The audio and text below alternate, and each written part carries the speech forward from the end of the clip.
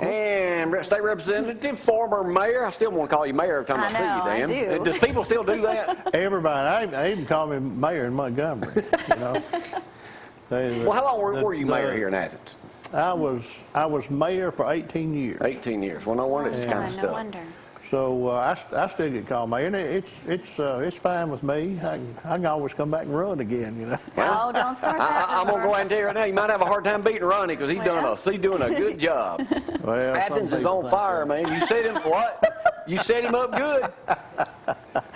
He ought to be doing a good job. He had a good city to take over. He's got a great city. He's running with it. But let me go back to that statement you just laughed about there. I have heard rumors that now your health's good though, that you may not seek re-election and you may come back and run for mayor of Athens. No, that's not going to happen. That's not going to happen. I plan to run for re-election. That's a year from now. The election for the House of Representatives will be 1 year. So you've already been there 3 years?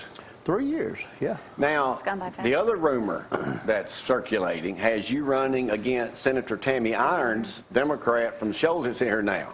Well, I have that would look like to me would be the natural progression. Well, I have considered that, but that's taken a huge another step. That district is going to cover the entire area of North Alabama. I'm going to go all the way from Florence to Parkway in Huntsville. So I knew she would get some of Madison County, right? A great portion of Limestone County. Of course, Senator Irons is Democrat, and Right. we hope to have some good candidates as Republicans to run against her to take that seat.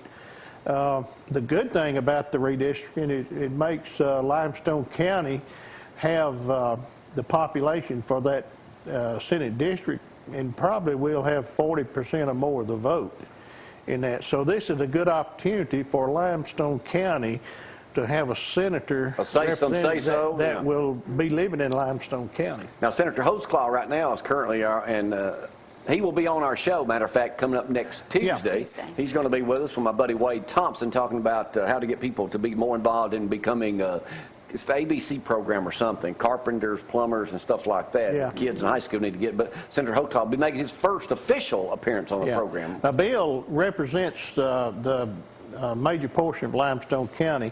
Senator Arthur Orr has a small portion in South Limestone. He's sort of a bridge between Madison and Morgan. He represents all three. But Bill Holtzclaw, I have to say, has done a great job representing Limestone County.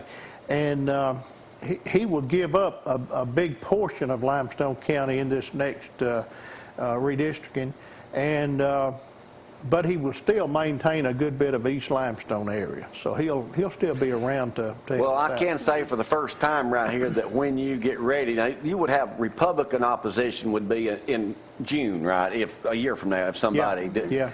If somebody ran as an independent or as a Democrat, you would face them in November. In November. So get ready to face one of your nemesis from the past in Henry White, because he will be running as probably an independent or a Democrat. He told me that yesterday, that I could come out and tell you that. Yeah. I know you're shaking, but...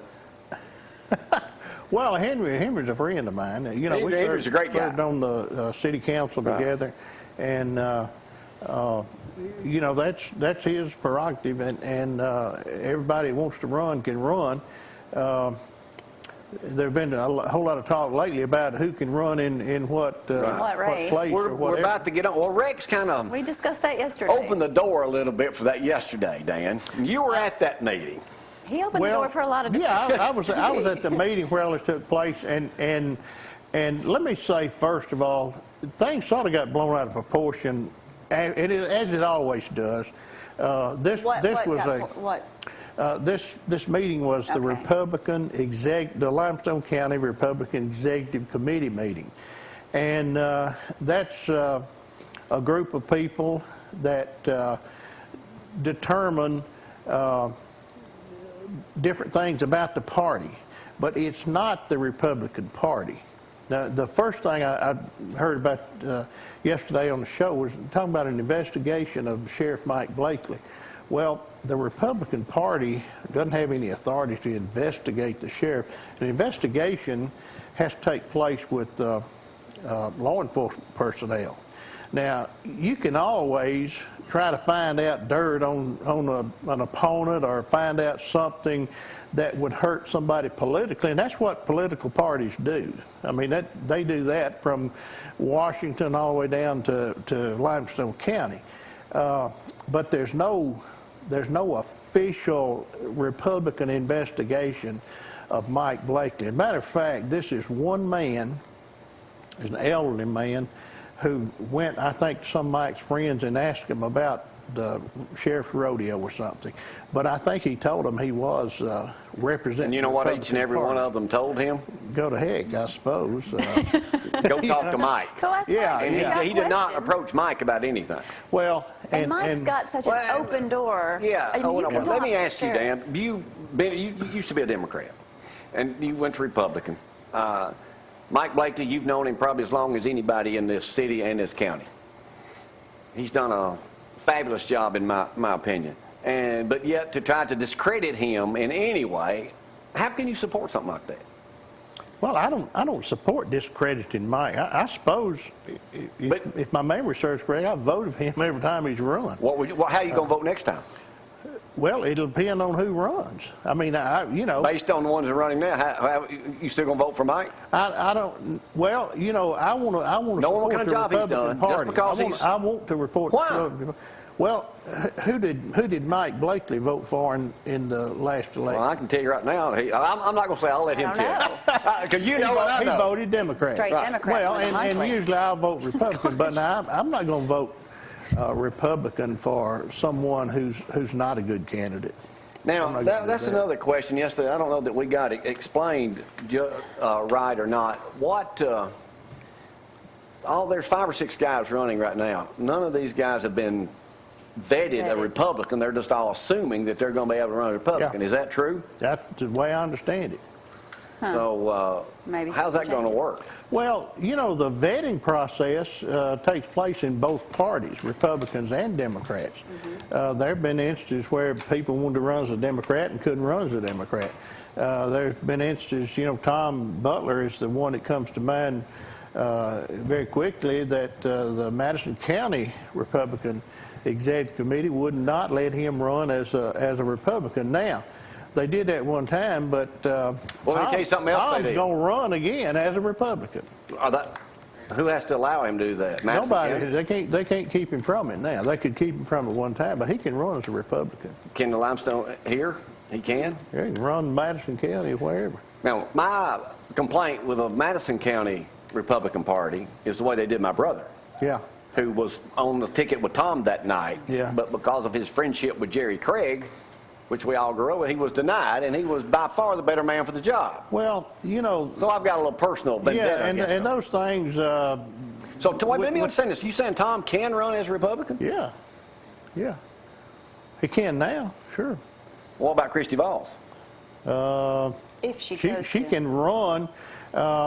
If she chose to. I don't know what her plans are. Well, the way both parties control this thing, when you sign up to run, you got to pay a fee. Yeah. To the party, and the local and state can keep someone off the ballot, and they do that all the time.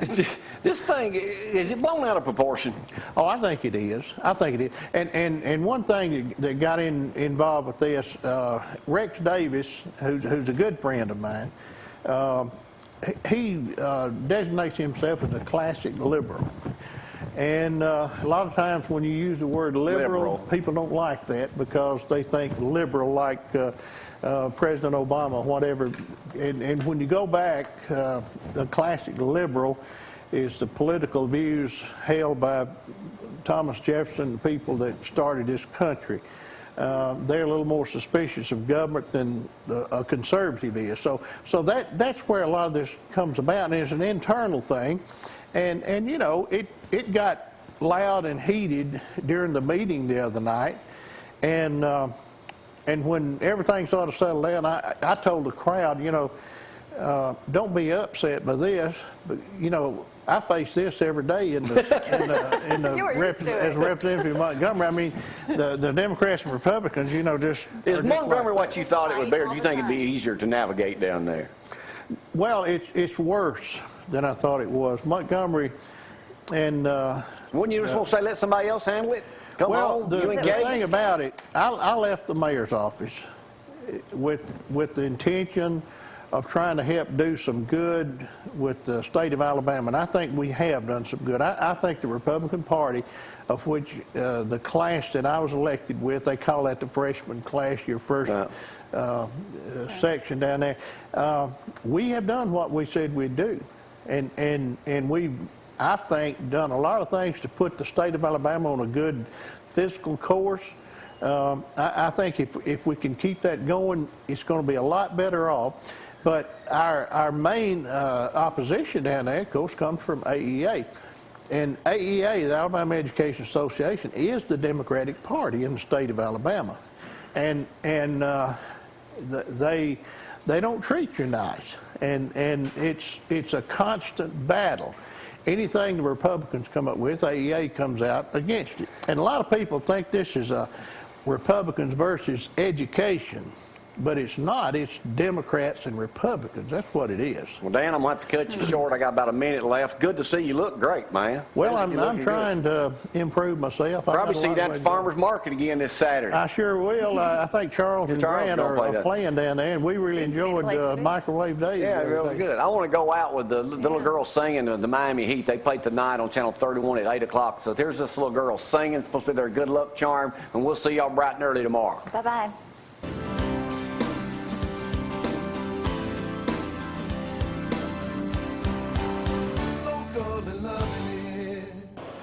Performing at her 23rd straight Heat postseason game, welcome 12-year-old local favorite, Julia Day.